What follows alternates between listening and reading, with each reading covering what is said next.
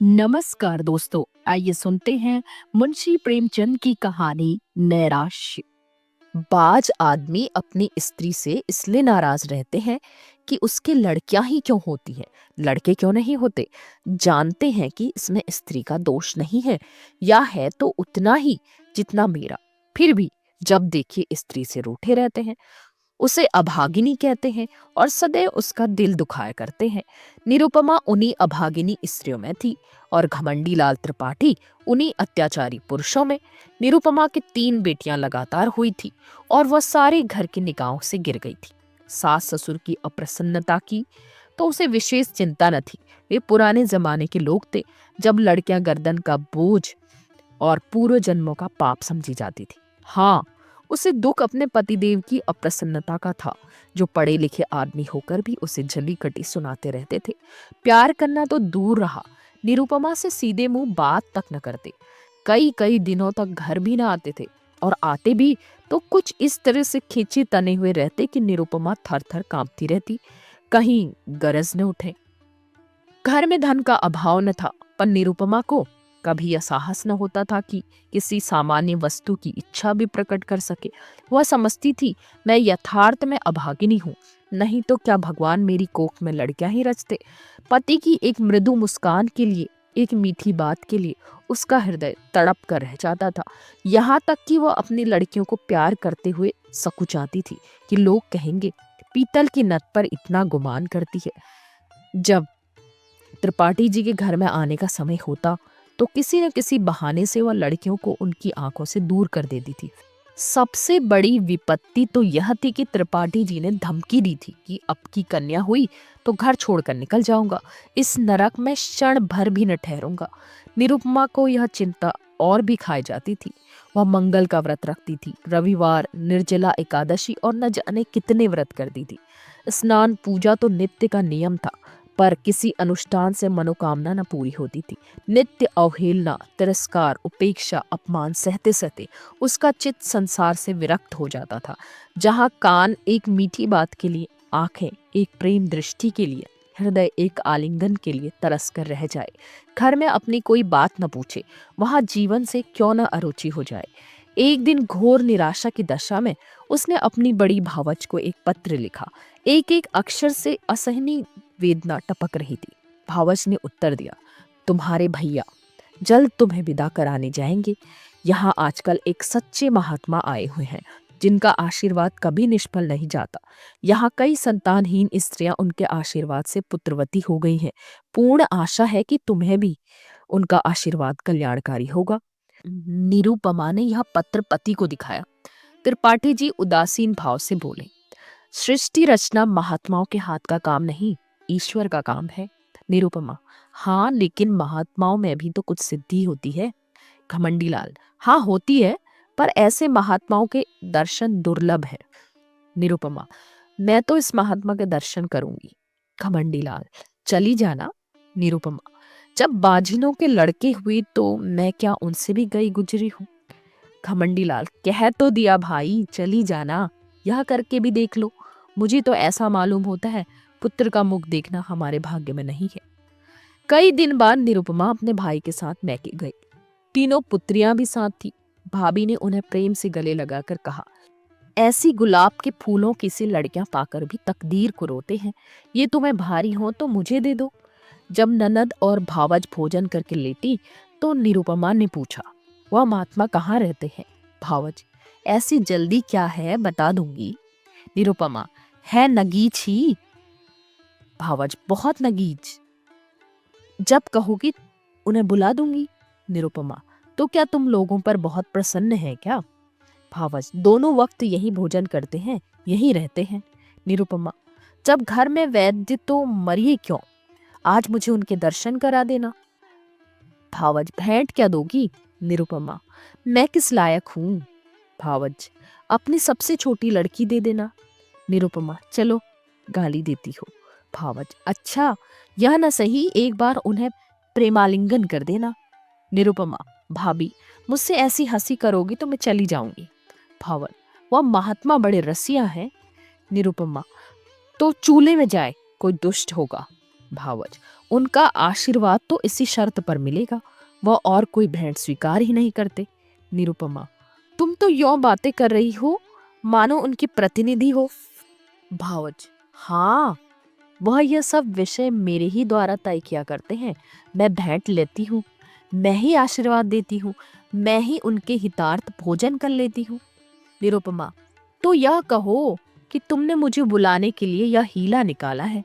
भावज, नहीं, उनके साथ ही तुम्हें कुछ ऐसे गुर बता दूंगी जिससे तुम अपने घर आराम से रहो। इसके बाद दोनों सखियों में कानाफूसी होने लगी। जब भावज चुप हुई तो निरुपमा बोली, और जो कहीं फिर कन्या हुई तो? भावज, तो क्या, कुछ दिन तो शांति और सुख से जीवन कटेगा। यह दिन तो कोई लौटा न लेगा। पुत्र हुआ तो कहना ही क्या, पुत्री हुई तो फिर कोई नई युक्ति निकाली जाएगी। तुम्हारे घर के जैसे अक्ल के दुश्मनों के साथ ऐसी ही चालें चलने में गुजारा है। निरुपमा, मुझे तो संकोच मालूम होता है। भावज, त्रिपाठी जी को 2-4 दिन में पत्र लिख देना कि महाराज जी के दर्शन हुए, उन्होंने मुझे वरदान दिया है, ईश्वर ने चाहा तो उसी दिन से तुम्हारी मान प्रतिष्ठा होने लगेगी। घमंडी दौड़े हुए आएंगे और तुम्हारे ऊपर प्राण निछावर करेंगे। कम से कम साल भर तो चैन की बंशी बजाना, उसके बाद देखी जाएगी। निरुपमा, पति से कपट करूं तो पाप न लगेगा? भावज, ऐसे स्वार्थियों से कपट करना पुण्य है। 3-4 महीने के बाद निरुपमा अपने घर आई। घमंडी लाल उसे विदा कराने गए थे। सरहज ने महात्मा जी का रंग और भी चोखा कर दिया।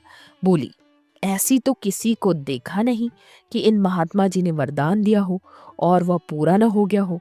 हाँ, जिसका भाग्य ही फूट जाए उसे कोई क्या कर सकता है। घमंडी लाल प्रत्यक्ष तो वरदान और आशीर्वाद की उपेक्षा ही करते रहे।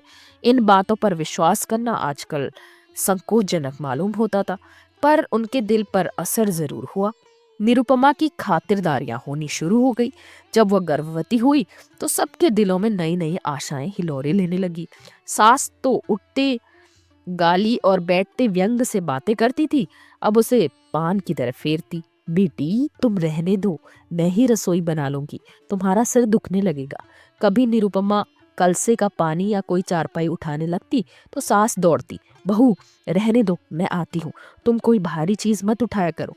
लड़कियों की बात और होती है, उन पर किसी बात का असर नहीं होता। लड़के तो गर्भ में ही मान करने लगते हैं।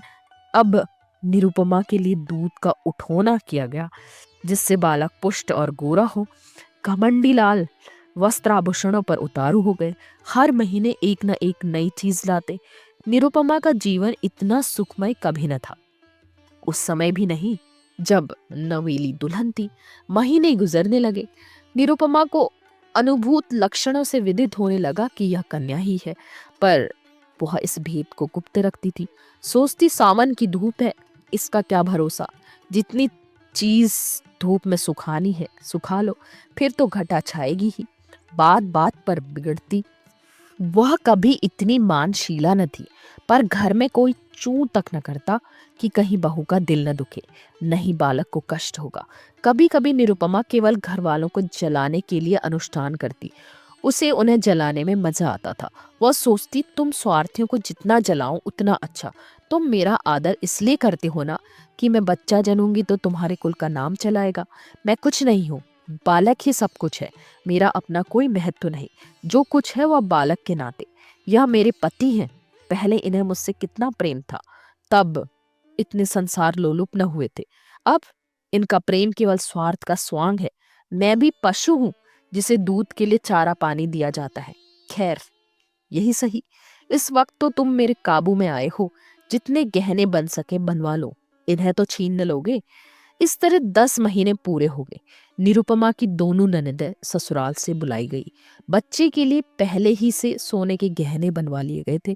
दूध के लिए एक सुंदर गाय मोल ले ली थी। घमंडी लाल उसे हवा खिलाने को एक छोटी सी सेज गाड़ी लाए। जिस दिन निरुपमा को प्रसव वेदना होने लगी, द्वार पर पंडित जी मुहूर्त देखने के लिए बुलाए गए। एक मीर शिकार बंदूक छोड़ने को बुलाया गया। गाय ने मंगल गान के लिए बटोर ली गई। घर से तिल तिल पर खबर मंगाई जाती थी। क्या हुआ? लेडीज डॉक्टर भी बुलाई गई। बाजे वाले हुक्म के इंतजार में बैठे थे। पामर भी अपनी सारंगी लिए जच्चा मान करे, नंदलाल 100 की तान सुनाने को तैयार बैठा था। सारी तैयारियां, सारी आशाएं, सारा उत्साह, सारा समारोह एक ही शब्द पर अवलंबित था। ज्यों ज्यों देर होती, लोगों में उत्सुकता बढ़ती ही जाती।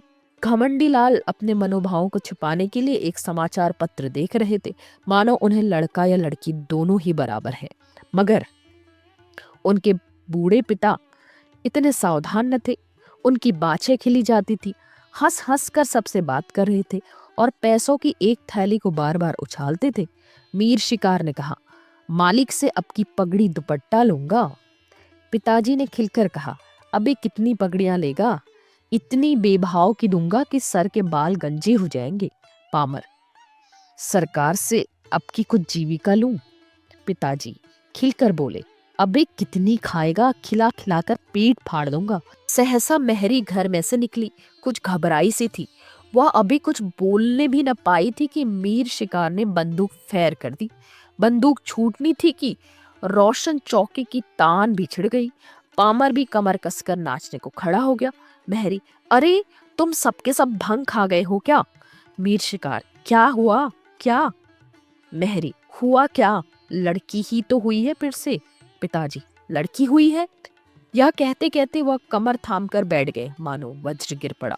घमंडी लाल कमरे से निकल आए और बोले, जाकर लेडी डॉक्टर से तो पूछ, अच्छी तरह देख ले। देखा न सुना चल खड़ी हुई। मेहरी, बाबूजी मैंने आंखों से देखा है। घमंडी लाल, कन्या ही है। पिता, हमारी तकदीर ही ऐसी है बेटा। जाओ रे जाओ, सबके सब जाओ। तुम सभी के भाग्य में कुछ पाना न लिखा था तो कहां से पाते? भाग जाओ। सैकड़ों रुपये पानी फिर गया, सारी तैयारी मिट्टी में मिल गई। घमंडी लाल, उस महात्मा से पूछना चाहिए। मैं आज डाक से जरा बचा की खबर लेता हूँ। पिताजी, धूर्त है धूर्त।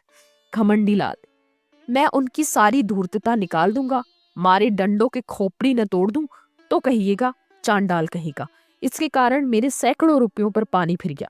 यह सेज गाड़ी, यह गाय, यह पलना, यह सोने के गहने किसके सिर पटकूं? ऐसे ही उसने कितने ही को ठगा होगा। एक दफा बचा की मरम्मत हो जाए तो ठीक हो जाए। पिताजी, बेटा उसका दोष नहीं, अपने भाग्य का दोष है। घमंडी लाल, उसने क्यों कहा ऐसा नहीं होगा? औरतों से इस पाखंड के लिए कितने ही रुपये ऐंठे होंगे। वह सब उन्हें उगलना पड़ेगा, नहीं तो पुलिस में रपट कर दूंगा। कानून में पाखंड का भी तो दंड है। मैं पहले ही चौंका था कि हो ना हो पाखंडी है, लेकिन मेरी सरहज ने धोखा दिया। नहीं तो मैं ऐसे पाजियों के पंजे में कब आने वाला था। एक ही सुअर है। पिताजी, बेटा सब्र करो। ईश्वर को जो कुछ मंजूर था वह हुआ। लड़का लड़की दोनों ही ईश्वर की देन है। जहाँ 3 है वहाँ एक और सही। पिता और पुत्र में यह बातें होती रही। पामर, मीर शिकार आदि ने अपने अपने डंडे संभाले और अपनी राह चले। पूरे घर में मातम छा गया। लेडी डॉक्टर विदा कर दी गई। सौर में जच्चा और दाई के सिवा कोई न रहा। वृद्धा माता तो इतनी हताश हुई कि उसी वक्त अटवास खटवास लेकर पड़ रही। जब बच्चे की बरही हो गई तो घमंडी लाल स्त्री के पास गए और सरोष भाव से बोले, फिर लड़की हो गई? निरुपमा, क्या करूं, मेरा क्या बस। घमंडी लाल, उस पापी धूर्त ने बड़ा चकमा दिया। निरुपमा, अब क्या कहो, मेरा भाग्य ही न होगा। नहीं तो वहां कितनी ही औरतें बाबा जी को रात दिन घेरे रहती हैं। वह किसी से कुछ लेते नहीं तो धूर्त कैसे कहो। कसम ले लो जो मैंने एक कौड़ी भी उन्हें दी हो। घमंडी लाल, उसने लिया न लिया, यहाँ तो दिवाला निकल गया। मालूम हो गया तकदीर में पुत्र नहीं लिखा है। कुल का नाम डूबना ही है। तो क्या आज डूबा, क्या 10 साल बाद डूबा, अब कहीं चला जाऊंगा। गृहस्थी में कौन सा सुख रखा है। वह बहुत देर तक खड़े खड़े अपने भाग्य को रोते रहे, लेकिन निरुपमा ने सिर तक न उठाया। निरुपमा के सिर फिर से बड़ी विपत्ति आ पड़ी।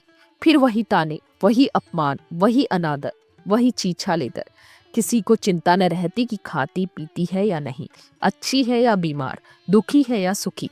घमंडी लाल यद्यपि कहीं न गए, पर निरुपमा को यह धमकी प्राय नित्य ही मिलती रहती थी। कई महीने यों ही गुजर गए तो निरुपमा ने फिर से भावच को लिखा कि तुमने और भी विपत्ति में डाल दिया। इससे तो पहले ही भली थी। अब तो कोई बात भी नहीं पूछता कि मरती है या जीती है। अगर यही दशा रही तो स्वामी जी चाहे संन्यास ले या न ले, लेकिन मैं संसार को अवश्य त्याग दूंगी। भाभी या पत्र पाकर परिस्थिति समझ गई। अब कि उसने निरुपमा को बुलाया नहीं, जानती थी कि लोग विदा ही न करेंगे, पति को लेकर स्वयं आ पहुंची। उसका नाम सुकेशी था। बड़ी मिलनसार, चतुर, विनोदशील स्त्री थी। आते ही आते निरुपमा की गोद में कन्या देखी तो बोली, अरे यह क्या? सास, भाग्य है और क्या। सुकेशी, भाग्य कैसा? इसने महात्मा जी की बातें भुला दी होंगी। ऐसा तो हो नहीं सकता कि वह मुंह से जो कुछ कह दे वह न हो। क्यों जी, तुमने मंगल का व्रत रखा? निरुपमा, बराबर, एक व्रत भी न छोड़ा। सुकेशी, 5 ब्राह्मणों को मंगल के दिन भोजन कराती रही। निरुपमा, यह तो उन्होंने नहीं कहा था। सुकेशी, तुम्हारा सिर, मुझे खूब याद है। मेरे सामने उन्होंने बहुत जोर देकर कहा था। तुमने सोचा होगा ब्राह्मणों को भोजन कराने से क्या होता है, या न समझा कि कोई अनुष्ठान सफल नहीं होता जब तक विधिवत उसका पालन न किया जाए। सास, इसने कभी इसकी चर्चा ही नहीं की। नहीं 5 क्या 10 ब्राह्मणों को जिमा देती। तुम्हारे धर्म से कुछ कमी नहीं है। सुकेशी, कुछ नहीं, भूल हो गई और क्या। रानी, बेटे का मुंह यों देखना नसीब नहीं होता। बड़े बड़े जप तप करने पड़ते हैं। तुम मंगल के एक व्रत से ही घबरा गई। सास, अब भागिनी है और क्या। घमंडी लाल, ऐसी कौन सी बड़ी बातें थी जो याद न रही? वह खुद हम लोगों को जलाना चाहती थी। सास, वही तो मैं कहूं कि महात्मा की बात कैसे निष्फल हुई। यहाँ 7 वर्षों तक तुलसी माई को दिया चढ़ाया, तब जाके बच्चे का जन्म हुआ। घमंडी लाल, इन्होंने समझा था दाल भात का कौर है। सुकेशी, खैर, जो हुआ सो हुआ। कल मंगल है, फिर व्रत रखो और अब की 7 ब्राह्मणों को जिमाओ। देखें कैसे महात्मा जी की बात पूरी नहीं होती। घमंडी लाल, व्यर्थ है, इनके किए कुछ नहीं होगा। सुकेशी, बाबूजी, आप विद्वान समझदार होकर इतना दिल छोटा करते हैं। अभी आपकी उम्र ही क्या है? कितने पुत्र लीजिएगा? नाको दम न हो जाए तो कहिएगा। सास, बेटी, दूध पूत से भी किसी का मन भरा है। सुकेशी, ईश्वर ने चाहा तो आप लोगों का मन भर जाएगा। मेरा तो भर गया। घमंडी लाल, सुनती हो महारानी, अब के कोई गोलमाल मत करना। अपनी भाभी से सब ब्यौरा अच्छी तरह पूछ लेना। सुकेशी, आप निश्चिंत रहें, मैं याद करा दूंगी। क्या भोजन करना होगा, कैसे रहना होगा, कैसे स्नान करना होगा, यह सब लिखा दूंगी। और अम्मा जी, आपसे 18 मास बाद आपसे कोई भारी इनाम लूंगी। सुकेशी, 1 सप्ताह यहाँ रही और निरुपमा को खूब सिखा पढ़ाकर चली गई। निरुपमा का इकबाल फिर चमका। घमंडी लाल अब की इतने आश्वासित हुए कि भविष्य ने भूत को भुला दिया। निरुपमा फिर बांदी से रानी हुई। सास फिर उसे पानी की भांति फेरने लगी। लोग उसका मुंह जोहने लगे। दिन गुजरने लगे। निरुपमा अभी कहती, अम्मा जी, आज मैंने स्वप्न देखा कि एक वृद्धा स्त्री ने आकर मुझे पुकारा और एक नारियल देकर बोली, यह तुम्हें दिए जाती हूँ। कभी कहती, अम्मा जी, अब के न जाने क्यों मेरे दिल में बड़ी बड़ी उमंगें पैदा हो रही हैं। जी चाहता है खूब गाना सुनूं, नदी में खूब स्नान करूं, हरदम नशा सा छाया रहता है। सास सुनकर मुस्कुराती और कहती, बहू, ये शुभ लक्षण है। निरुपमा चुपके चुपके फाजुन मंगाकर खाती और अपने असल नेत्रों से ताकती हुई घमंडी लाल से पूछती, मेरी आंखें लाल है क्या? घमंडी लाल खुश होकर कहते, मालूम होता है नशा चढ़ा हुआ है, ये शुभ लक्षण है। निरुपमा को सुगंधों से कभी इतना प्रेम न था। फूलों के गजरों पर अब वह जान देती थी। घमंडी लाल अब नित्य सोते समय उसे महाभारत की वीर गाथाएं पढ़कर सुनाते। कभी गुरु गोविंद सिंह की कीर्ति का वर्णन करते। अभिमन्यु की कथा से निरुपमा को बड़ा प्रेम था। पिता अपने आने वाले पुत्र को वीर संस्कारों से परिपूरित कर देना चाहते थे। एक दिन निरुपमा ने पति से कहा, नाम क्या रखोगे? घमंडी लाल, यह तो तुमने खूब सोचा, मुझे तो उसका ध्यान ही न रहा था। ऐसा नाम होना चाहिए जिससे शौर्य और तेज टपके। सोचो कोई नाम। दोनों प्राणी नामों की व्याख्या करने लगे। जोरावर लाल से लेकर हरिश्चंद्र तक सभी नाम गिनाए गए, पर उस असामान्य बालक के लिए कोई नाम न मिला। अंत में पति ने कहा, तेग बहादुर कैसा नाम है? निरुपमा, बस बस यही नाम मुझे पसंद है। घमंडी लाल, नाम तो बढ़िया है। तेग बहादुर की कीर्ति सुन ही चुकी हो। नाम का आदमी पर बड़ा असर होता है। निरुपमा, नाम ही तो सब कुछ है। दमड़ी, छकोड़ी, खुरहू, कतवारू, जिसके नाम देखे उसे भी यथा नाम तथा गुण ही पाया। हमारे बच्चे का नाम होगा तेग बहादुर। प्रसव काल आ पहुंचा। निरुपमा को मालूम था कि क्या होने वाली है, लेकिन बाहर मंगलाचरण का पूरा सामान था। अब की किसी को लेश मात्र भी संदेह न था। नाच गाने का प्रबंध भी किया गया। एक शामियाना खड़ा किया गया था और मित्रगण उसमें बैठे खूब गपिया रहे थे। हलवाई कढ़ा से पूरियां और मिठाइयां निकाल रहा था। कई बोरे अनाज के रखे हुए थे कि शुभ समाचार पाते ही भिक्षुकों को बांटे जाएं। एक क्षण का भी विलंब न हो, इसलिए बोरों के मुंह खोल दिए गए थे। लेकिन निरुपमा का दिल प्रतिक्षण बैठा जाता था। अब क्या होगा? 3 साल किसी तरह कौशल से कट गए और मजे में कट गए, लेकिन अब विपत्ति सिर पर मंडरा रही है। हाय, कितनी परवशता है! निरपराध होने पर भी यह दंड। अगर भगवान की इच्छा है कि मेरे गर्भ से कोई पुत्र न जन्म ले तो मेरा क्या दोष? लेकिन कौन सुनता है? मैं ही अभागिनी हूँ, मैं ही त्याज्य हूँ, मैं ही कलमुई हूँ, इसलिए न कि परवश में हूँ। क्या होगा? अभी एक क्षण में सारा आनंदोत्सव शोक में डूब जाएगा। मुझ पर बौछारें पड़ने लगेंगी।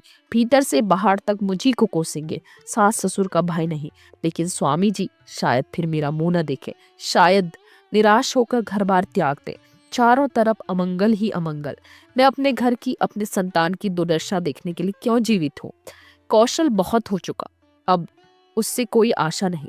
मेरे दिल में कैसे कैसे अरमान थे। अपनी बच्चों का पालन पोषण करती, उन्हें ब्याहती, उनके बच्चों को देखकर सुखी होती, पर आह, यह सब अरमान खाक में मिल जाते हैं। भगवान, तुम ही अब इनके पिता हो, तुम ही इनके रक्षक हो। मैं तो अब जाती हूँ। लेडी डॉक्टर ने कहा। वेल, फिर लड़की है। भीतर बाहर कोहराम मच गया। पिट्टस पड़ गई। खमंडी लाल ने कहा, जहन्नुम में जाए ऐसी जिंदगी, मौत भी नहीं आ जाती। उनके पिता भी बोले, अभागिनी है, वज्र अभागिनी। भिक्षुकों ने कहा, रो अपनी तकदीर को, हम कोई दूसरा द्वार देखते हैं। अभी यह शोकोद्गार शांत न हो पाया था कि लेडी डॉक्टर ने कहा, माँ का हाल अच्छा नहीं है, वह अब नहीं बच सकती, उसका दिल बंद हो गया है। तो दोस्तों, ये थी मुंशी प्रेमचंद की कहानी नैराश्य। आपको कैसी लगी जरूर बताइए, और जल्दी ही मिलते हैं एक नई कहानी के साथ। तब तक के लिए मुझे विदा दीजिए। धन्यवाद।